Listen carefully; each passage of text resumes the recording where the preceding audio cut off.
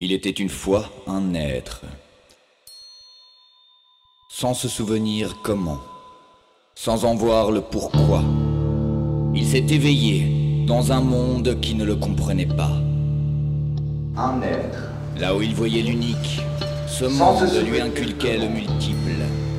sans en voir le pourquoi, De cette scission s'est éveillé est né le chaos. dans un monde qui ne le De comprenait ce pas. chaos Là où il voyait l'unique, ce monde lui inculquait le multiple. De cette scission est né le chaos. De ce chaos est née la peur. Et sur les fondations de cette peur s'est élevé le labyrinthe. Notre être s'y est perdu. Il en a oublié jusqu'au souvenir de sa terre natale. Il en a même oublié son nom, son unité essentielle. Il est maintenant perdu dans le tourbillon de sa dualité. Il erre dans le labyrinthe de la multiplicité. C'est ici que débute cette histoire. Il est couché, nu, sur les dalles glacées d'un domaine trop étroit, sans autre lumière que celle qui lui aveugle le cœur. Cette lumière qui, dans la douleur de l'enfantement, l'a tiré de son sommeil, de son gouffre d'inconscience.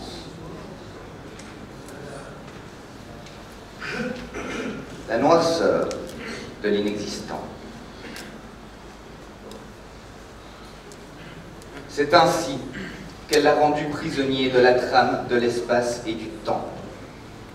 Cette lumière le réchauffe. C'est la seule qu'il connaisse. Il ne veut pas la quitter. Mais bientôt, une étincelle, infime, insignifiante, à n'y pas prêter attention, si ce n'est qu'elle n'est là, dans ses entrailles. Son corps renferme donc sa propre lumière. Lui aussi peut connaître les braises chaudes, qui dilatent le cœur, qui dilatent la pensée. Il lui faut l'entretenir, entretenir sa création, la faire grandir. Il commence alors à lui donner toute son attention, la moindre de ses pensées. Le plus petit souffle se donne tout entier à cette étincelle, à tel point que bientôt, il ne voit plus qu'elle. Et l'étincelle devient flamme, vive, intrépide, naïve. Et la flamme devient feu, ardent, ravageur, incontrôlable. Il n'a plus le choix, il doit se lever. Il se redresse enfin et voit les contours de cette caverne trop étroite pour le contenir. Alors il traverse tout d'abord quelques tortueux couloirs. Sa flamme est là pour le guider, mais elle s'avère bien faible pour lui donner confiance en sa route. Ce monde lui semble noir et dangereux. Il a perdu la lumière créatrice de son être.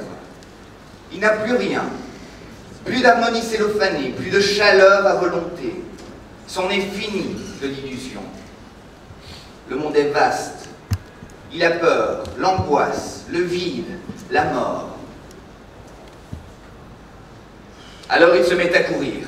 Plus de regard en arrière, la vie ne le rattrapera pas. C'est lui qui va le faire.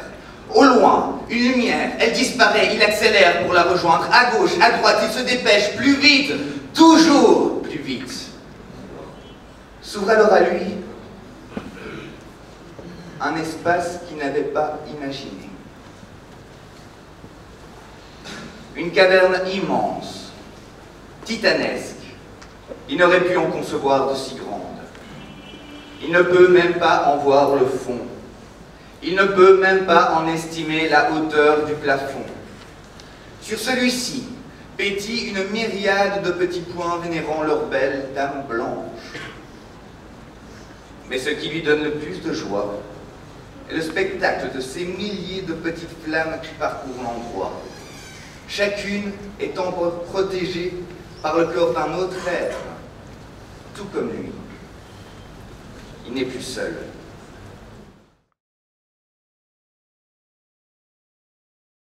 Mais ce qui lui donne le plus de joie est le spectacle de ces milliers de petites flammes qui parcourent l'endroit, chacune étant protégée par le corps d'un autre être. Tout comme lui, il n'est plus seul,